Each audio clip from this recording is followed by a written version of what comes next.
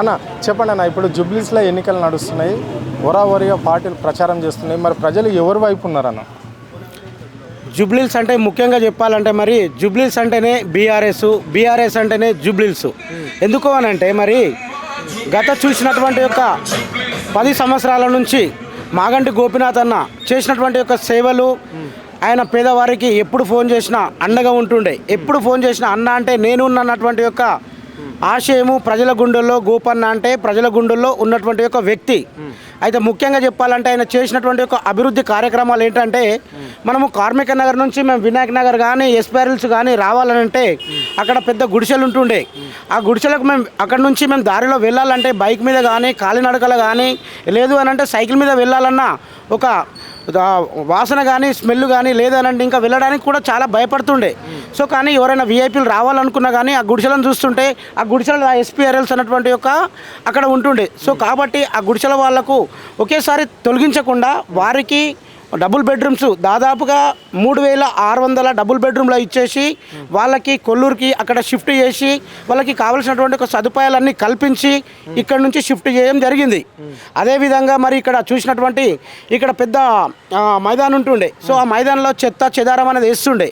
అంతేకాకుండా ఆ మైదానం అనేది మరి డెవలప్మెంట్ చేసేసి దాన్ని దాదాపుగా ఒక 7 ఎకరాలు ఉంటుంది.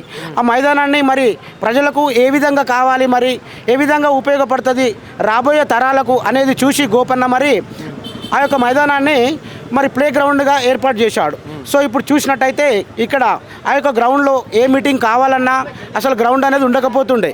ఆ గ్రౌండ్ అనేది పెట్టేసి మరి ఎంతగానో మరి ప్రజలకు ఉపయోగకరంగా ఎన్నో సేవలు చేశాడు. కాబట్టి బీఆర్ఎస్ పార్టీ అనేది ప్రజల గుండెల్లో ఉంది.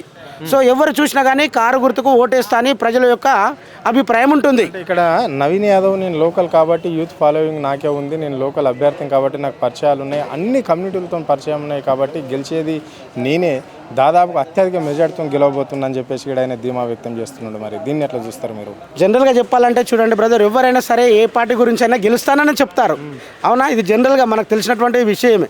కాబట్టి మనము పబ్లిక్ దగ్గరికి వెళ్ళినట్టయితే పబ్లిక్ మేము చేసిన తిరిగే దాన్ని బట్టి డోర్ టు డోర్ క్యాంపెయినింగ్ దాన్ని బట్టి అయితే ఖచ్చితంగా మేము కారు గుర్తుకే ఓటేస్తామని అంటున్నారు.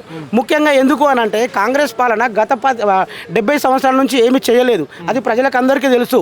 మరి కాంగ్రెస్ ఇచ్చినటువంటి ఒక హామీలు మీకు తెలిసినట్టు మట్టుకు కానీ ప్రజలకు తెలిసినటువంటి మట్టుకు కానీ ఏదైనా అమలు అయిందా? ఇప్పటి వరకు ఏది అమలు కూడా కాలేదు. ప్రజల నుంచి స్పందన అనేది కాంగ్రెస్కు మ్యాక్సిమం అయితే ఫెయిల్ అయి ఉంది.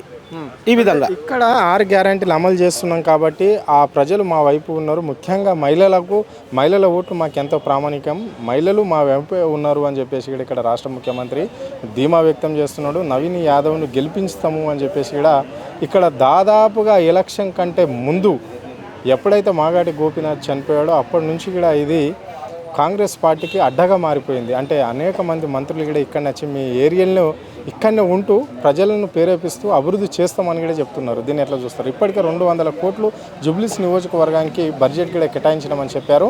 నవీన్ యాదవ్ కూడా అభివృద్ధి జరుగుతుంది అని చెప్తున్నాడు. సరే, ఇప్పుడు చెప్తున్నారు ఎలక్షన్స్ ఉన్నావు, కానీ ఇంతకుముందు అభివృద్ధి మరి 70 సంవత్సరాల నుంచి అభివృద్ధి అనేది ఎక్కడ పోయింది? కాంగ్రెస్ పరిపాలనలో అభివృద్ధి అనేది ఏముందని ఏం లేదు కదా. సో కాబట్టి ప్రజలు కాంగ్రెస్ పార్టీని నమ్మే ప్రసక్తి లేదు. ఎందుకు అని అంటే తెలంగాణ గవర్నమెంట్లో కేసీఆర్ ప్రభుత్వంలో ఏమేమి జరిగినాయి, ఏ విధంగా డెవలప్మెంట్ అయింది అనేది పబ్లిక్ అందరికీ తెలిసిన విషయమే. కాబట్టి ప్రజలు కూడా ఖచ్చితంగా బీఆర్ఎస్ను గెలిపిద్దామని ప్రజల గుండెల్లో ఉంది. సో ఇక్కడ మొన్న చేసిన నవీన్ యాదవ్ నామినేషన్ రోజే గెలుపు ఖాయమైంది అని చెప్పేసి కాంగ్రెస్ శ్రేణులు ఇట్లా అక్కడక్కడ కూర్చున్న వాళ్ళ దగ్గర మాట్లాడుకుంటున్న మాటలు ఇవి. అంటే దాదాపుగా ఆయన నామినేషన్కు వందలాది మంది, వేలాది మందిలలో కదిలి రావడం అనేది జరిగింది. ఆయన అభిమానులు కావచ్చు, వాళ్ళ నాన్న అభిమానులు కావచ్చు, ఇక్కడ రేవంత్ రెడ్డి అభిమానులు, మళ్ళీ కాంగ్రెస్ పార్టీకి సంబంధించిన నాయకులు కూడా చాలామంది రావడం అనేది జరిగింది. కాబట్టి ఒక 30,000 ఓట్ల మెజార్టీతో గెలవబోతుండు అని చెప్పేసి కాంగ్రెస్ శ్రేణులు ధీమా వ్యక్తం చేస్తున్నారు. ఇప్పుడు చూసినట్టయితే గతం నుంచి పోలిస్తే కూడా ఇప్పటివరకైతే కాంగ్రెస్ పార్టీ ఎవరు నిలబడ్డా కానీ ఇప్పటివరకైతే సో మెజారిటీ అనేది బీఆర్ఎస్కే వచ్చింది. సో కాబట్టి ఇప్పుడు కూడా బీఆర్ఎస్ఏ గెలుస్తుందని అందరూ ప్రజలు కూడా అనుకుంటున్నారు. Okay, right. ఇంకో విషయానికి వస్తే ఇక్కడ బీజేపీకి ఎట్లుండబోతుందన్న? ఇప్పుడు బీజేపీ కూడా ప్రధాన పార్టీ, ఇక్కడ వారు కూడా ప్రచారంలో ముమ్మరకంగా భాగంగా అయిపోయారు. మళ్ళీ ఇక్కడ నిరుద్యోగులు కూడా ఇక్కడ నామినేషన్ వేయడం జరిగింది. మరి ఎట్లుండబోతుంది? ఈ ఎఫెక్ట్ ఏ విధంగా ఉండబోతుంది? ఎఫెక్ట్ ఉంటే ఏ పార్టీ మీద పడబోతుంది? జనరల్గా చెప్పాలంటే మరి బీజేపీ అంటే జూబ్లీస్లో చాలా అంత ఎంకరేజ్మెంట్ చేయరేమో అని నేను అనుకుంటున్నాను. ఎందుకు అని అంటే జూబ్లీస్ అంటేనే బీఆర్ఎస్ అంటేనే జూబ్లీస్. హ్యాట్రిక్ గోపన్న గెలిచింది ఇప్పటివరకు హ్యాట్రిక్. సో కాబట్టి ఇప్పుడు కూడా బీఆర్ఎస్ వస్తుందని ప్రజలందరూ అనుకుంటున్నారు. Thank you so much.